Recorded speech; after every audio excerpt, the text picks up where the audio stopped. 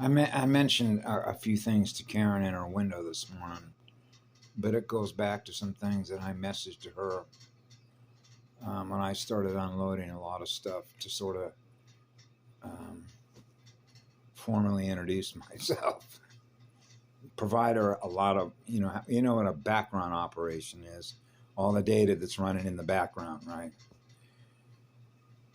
To provide her a lot of my historical stuff that I thought was probably important so she can get sort of a larger picture of why I'm here, why I do what I do.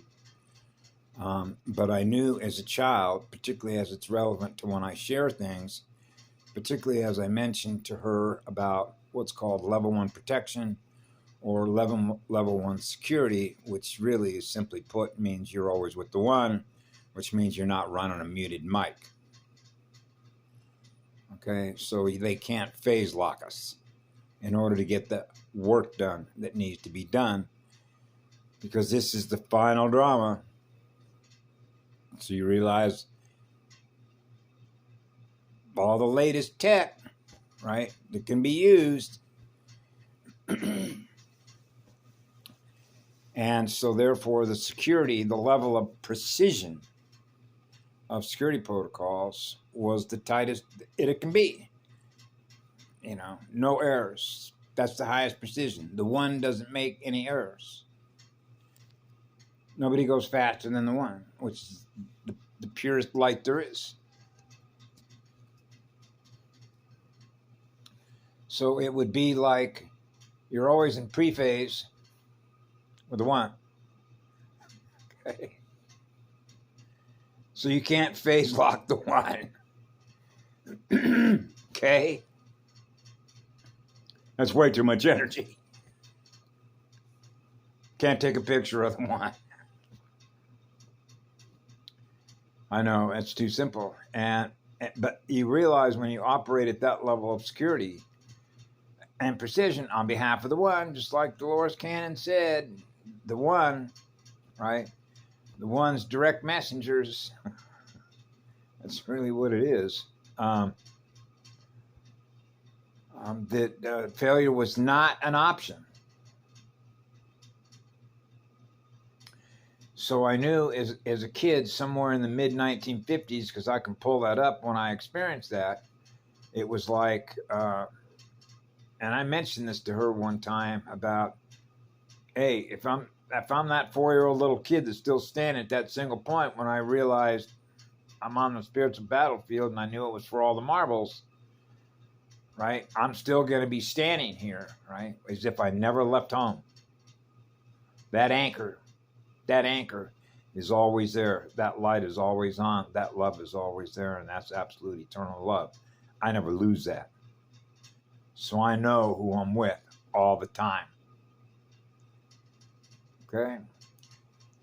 But by the same token, when you think about numbers games, just like the way when folks compete, I've added up more numbers than you have. And that means that I've taken down more of what you are. When you realize and put this in the context of seeded races, particularly when it comes to what? Replication, self-replicating itself. It's no different than a parasite. How fast is a parasite, which is a virus, can self-replicate itself, make another one of what it was before, which is itself a parasite. Right? Within a computer. To crash the computer, crash the universal and galactic matrices that was set up by the one. Right? Yeah, so he put this in the context of a retrovirus. Retrofit it, between past, present, future. Right? And so you see the clever ways in which they've managed to be able to do this. She talked about that. Oh, it's brilliant design, right? But you already know that in the eyes of the one, it's going to fail. At some point, running on finite life is a given shelf life. Because you realize when you're experiencing eternity, experiencing absolute love through your own heart and soul, that means you know that you go on forever. You know that energy doesn't. So at some point, And you already know there's going to be that point. It's much like when I was going to school at the University of Arkansas. I thought, hey, I'm going to go get myself a diploma. I want to see if it's possible. There's a lot of other, we're multitaskers. Because that wasn't the only reason. There was a lot of different reasons. But nevertheless, I said, well, 4 years is a long time from now. My God, think of every little tick on the talk, right? Think about how many things that I have to experience of everything that I'm connected to, which is everything when you're hypersensitive, that I may not ever experience that in 4 years. So that's always possible, right? Now you're into all the variables of everything that is possible because you're connected to everything simultaneously. Hell, I might not even be in here in Arkansas at that date because the way that their dates and their time clocks and timestamps are set up, that's an organizational structure. Those are tables, which are water tables, water column tables, fire and ice between two magnets. Hey, I'm going to graduate in, when was that? 2002 in June, because that's when they have graduation, to put a Mason cap on, right? And here's your diploma for having been programmed successfully. That's what it is. Corporate human resource training. They're training academies for corporations. Right? And they've already got a job what a job application, the application of consciousness, imprinting the consciousness to run the program, to run the software, right? That's what it is. They're programming institutions. So you need a deprogrammer and then a programmer, a D-wave programmer, right? Unprogram it. And how they invert the language of math and geometry. That's what it is. And so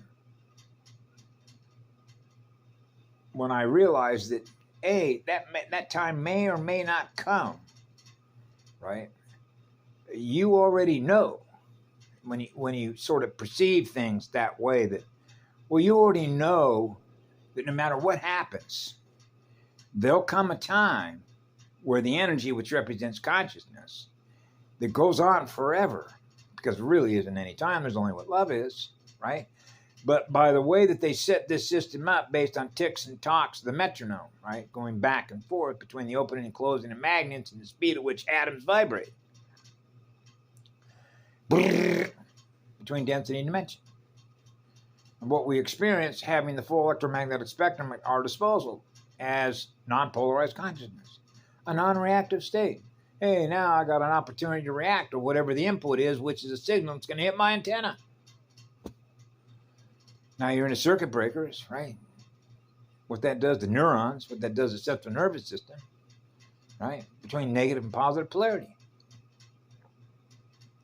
That's the metronome game. So they're gamers, right? Trying to add up more.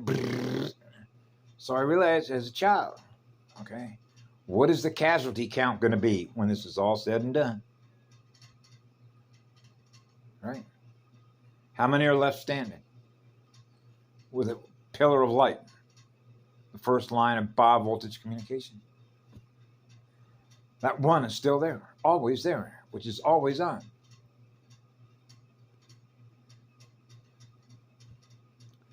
So there was a lot, if you will, that you experienced because you're aware of it. Just let it go. Just let it go. Just let it go. Because you don't want to keep slowing yourself down for everything you become aware of through them. What it is that they're doing versus what we're doing, which isn't what that is. Right? But you become aware of it. So communication becomes very tight on what we choose to become aware of, if you will. Just let it go, let it go.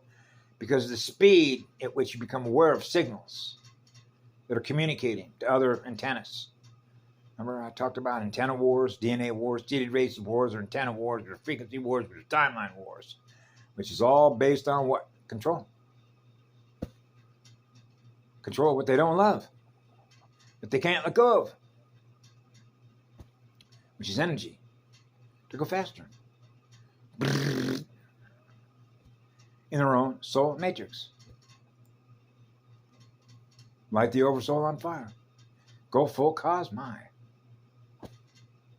Right? You're always with the one. I know, Mama. So anyway, that's another powerful morning, particularly when I see what folks are sharing with each other, right?